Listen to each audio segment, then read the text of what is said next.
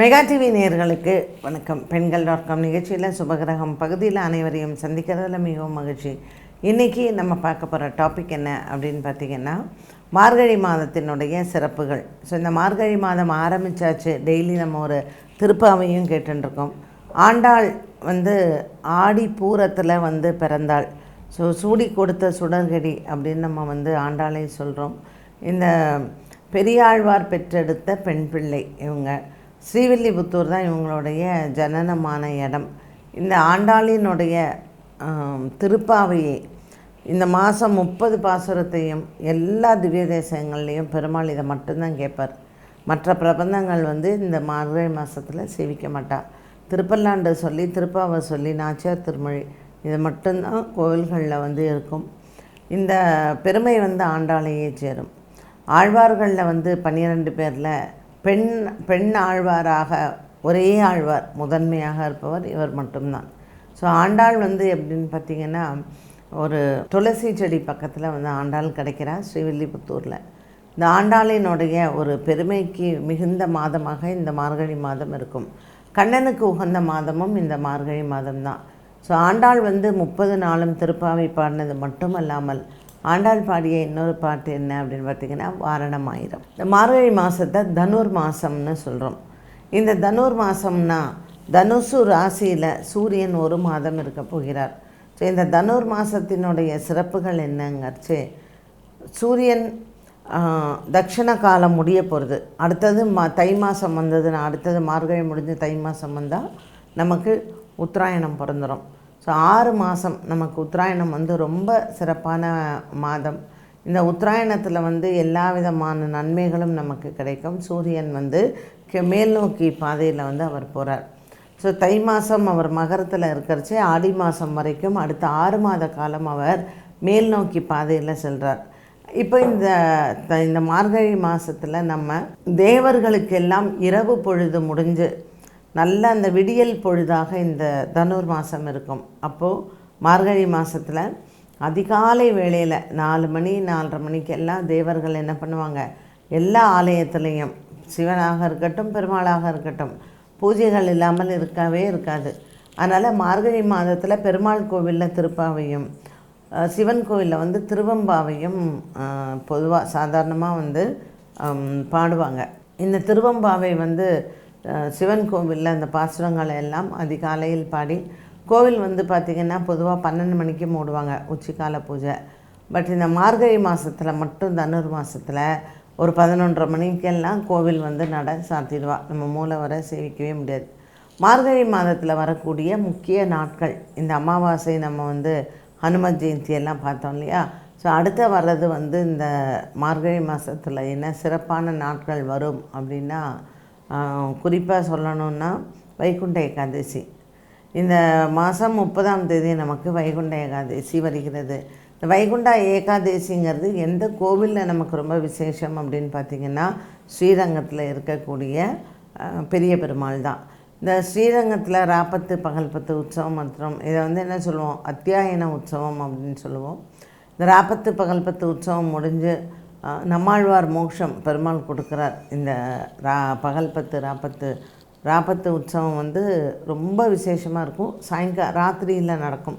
பகல்பத்து உற்சவம் பகலில் நடக்கும். எல்லா வைணவ திருத்தலங்கள்லேயும் ஆண்டாளுக்கு ஒரு பெருமை. இந்த மார்கழி மாதத்தில் ஆண்டாளுக்கு புடவை சாத்தி, ஆண்டாளுக்கு நம்ம வாரணமாயிரம் படித்தோன்னா கல்யாணம் ஆகாதவாளுக்கு கண்டிப்பாக கல்யாணங்கள் நடக்கும். அது மட்டும் இல்லை, இந்த மார்கழி மாதத்தில் வரக்கூடிய அமாவாசை பௌர்ணமி தினங்கள் எல்லாமே சிறப்பு நாட்கள் தான். கண்ணனுக்கு உகந்த மாதம், பகவத்கீதை பிறந்த மாதம். ஸோ இந்த மாதத்தில் தான் பகவத்கீதை பிறந்தது. மகாபாரத போர் நடந்ததும் மார்கழி மாதத்தில் தான். இந்த மார்கழி மாதத்தில் பௌர்ணமியை ஆருத்ரா தரிசனம் அப்படின்னு சொல்லிட்டு சிவபெருமானுக்கு ரொம்ப விசேஷமாக கொண்டாடக்கூடியது. அண்டு விவசாயிகள் ரொம்ப கொண்டாட்டமாக இருப்பாங்க. ஏன்னா இந்த தை பிறந்தாலே அவங்களுக்கு விவசாயம் நல்லா செழிக்கும். மார்கழி மாதத்தில் இருக்கக்கூடிய குளிரெல்லாம் போயிடும். தை மாதம் அறுவடைக்கு கதிர்கள் எல்லாம் ரெடியாக இருக்கும். அதே மாதிரி காய்கறிகளும் நிறைய வகையான காய்கறிகள் எல்லாம் போட்டு இந்த கூட்டாஞ்சோறுன்னு பண்ணுறது இந்த மார்கழி மாதத்தினுடைய முடிவில் தான். இந்த மார்கழி மாதத்தில் வந்து மகாபாரத போர் நடந்த மாதம். அண்ட் மார்கழி மாதத்தில் தான் நமக்கு இந்த மகாபாரத போர் முடிஞ்சதுக்கப்புறம் விஷ்ணு சகஸ்ரநாமத்தை பீஷ்மர் வந்து சொல்கிறார். ஸோ அவர் அம்பு படுக்கையில் படுத்துட்டுருக்கார். ஏன்னா உத்தராயணம் வந்து தான் தன் உயிரை விடணும் அப்படின்னு. ஸோ அவர் வந்து பீஷ்மர் வந்து அந்த அஷ்டமி திதியில் தான் அவர் இறந்தார், தை மாதம் பிறந்து. அதனால் பீஷ்மருக்கு வந்து அந்த அஷ்டமி திதியில் இன்றைக்கும் உலக மக்கள் எல்லாருமே வந்து அவருக்கு குழந்தை கிடையாதுன்னு சொல்லிட்டு பீஷ்மாஷ்டமி அப்படின்னு சொல்லி அன்றைய நாளில் வந்து பீஷ்மருக்கு வந்து தவசம் பண்ணுவாங்க. எள்ளும் தண்ணியும் உலகத்தில் இருக்கிற அனைவரும், அது வந்து கிருஷ்ணர் கொடுத்த ஒரு பெரிய வரம் பீஷ்மருக்கு. இந்த மார்கழி மாதத்தில் வந்து பீஷ்மர் அம்பு படுக்கையில் படுத்துன்னு இருக்கும் பொழுது விஷ்ணு சகஸ்ரநாமத்தை அவர் தான் இயற்றினார். அதனால் மார்கழி மாதம் வந்து கண்ணனுக்கு உகந்த மாதம் அப்படின்னு சொல்கிறோம். திருப்பாவை மார்கழியில் தான் கோவில்களில் வைணவ திருத்தலங்கள் எல்லா திருத்தலங்கள்லேயுமே வந்து பார்த்திங்கன்னா திருப்பாவை வந்து நம்ம நாச்சியார் கோதை நாச்சியார் பாடினது அதுதான் வந்து பெருமாளுக்கு வந்து பாடுவாங்க. அதே மாதிரி சிவன் ஆலயத்துல எல்லாம் வந்து பார்த்திங்கன்னா திருவம்பாவை வந்து பாடுவாள். ஸோ இந்த திருப்பாவை திருவம்பாவைக்கு வந்து ஒரு உயிர் கொடுக்கக்கூடிய ஒரு மாதம் வந்து இந்த மார்கழி மாதம் தான்.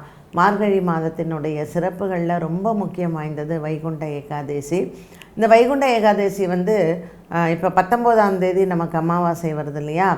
அமாவாசையிலேருந்து 11ஆவது நாள் வந்து பார்த்திங்கன்னா இந்த வைகுண்ட ஏகாதேசி நமக்கு வருது.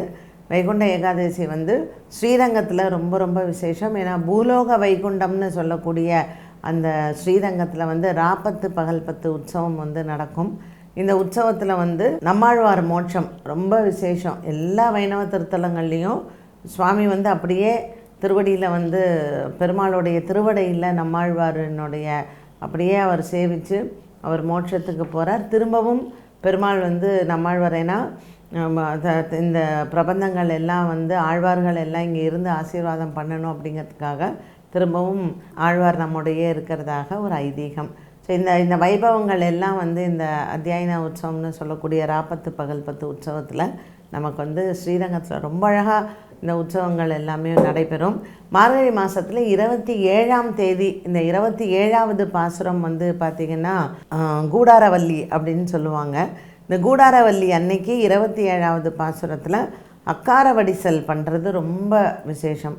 ஸோ அழகர் கோவிலிருந்து ராமானுஜர் வந்து 108 தடா அப்படின்னா பெரிய பெரிய கங்காளம், அந்த 108 அண்டாக்களில் வந்து அக்கார வடிசல் பண்ணி ஆண்டாளுக்காக அவர் வந்து ஸ்ரீவில்லிபுத்தூர் எடுத்துன்னு போவார், மதுரை அழகர் கோவிலிருந்து. ஏன்னா ஆண்டாள் வந்து பெருமாள்கிட்ட பிரார்த்திச்சுக்கிறா, நான் உன்னையே கல்யாணம் பண்ணிட்டேன்னா உனக்கு 108 தடா அக்கார வடிசல் வந்து நெய்வேத்தியம் பண்ணுறேன் அப்படின்னு. அவள் பெருமாளோட ஐக்கியம் ஆனதுனால இவங்க வந்து ராமானுஜர் வந்து இங்கேருந்து எடுத்துன்னு போகிறார் அக்கார வடிசலை. ஸோ அப்படிப்பட்ட ஒரு எல்லாமே ஆன்மீகத்தில் வந்து பார்த்திங்கன்னா மார்கழி மாதத்தில் அத்தனை விதமான சிறப்புகளும் இருக்கும். ஒவ்வொரு நாளுமே ஒவ்வொரு விதமான சிறப்புகள் நிறைந்த மாதம் இந்த மார்கழி மாதம். ஸோ அமாவாசை அனுமன் ஜெயந்தி, பௌர்ணமி ஆருத்ரா தரிசனம், வைகுண்ட ஏகாதசி, இது 3மே மார்கழி மாதத்தினுடைய ஒரு சிறப்புகள் அப்படின்னு சொல்லலாம். இதை தவிர ஆண்டாளுக்கு வந்து ஒவ்வொரு பாசுரமும் அவள் வந்து கண்ணனை நினைத்து பாடினது தான்.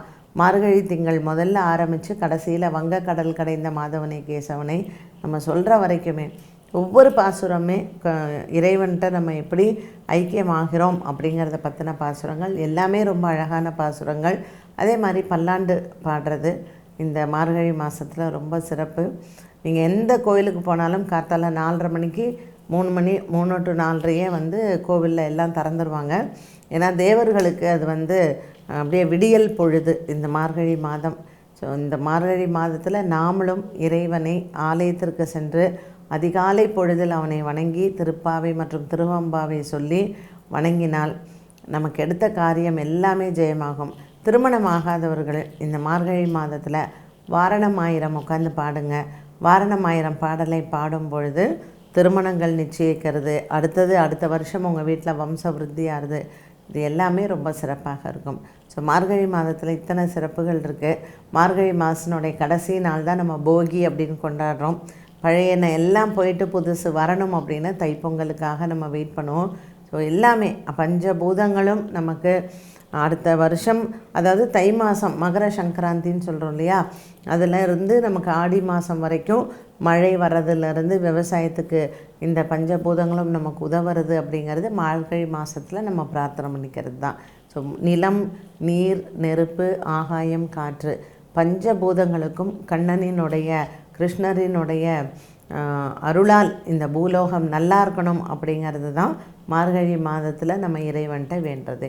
ஸோ நீங்களும் இந்த மார்கழி மாதத்தில் உலக மக்கள் நல்லா இருக்கணும், இந்த பூமி நல்லா இருக்கணும், விளைச்சல் நல்லா இருக்கணும், மழை நல்லா இருக்கணும், இயற்கையினால் எந்த சீற்றமும் வரக்கூடாது அப்படின்னு பிரார்த்தனை பண்ணி இந்த மார்கழி மாதத்தில் கண்ணனை நினைத்தால் கண்டிப்பாக கண்ணன் நினச்சா கொடுக்காமல் இருக்கவே மாட்டார். என்ன நேயர்களே, இன்றைய பெண்கள்.com நிகழ்ச்சியில் சுபகிரகம் பகுதியில் அனைத்து விதமான இந்த மார்கழி மாதத்தினுடைய சிறப்புகளை பார்த்தோம். மீண்டும் சந்திக்கும் வரை நன்றி, வணக்கம்.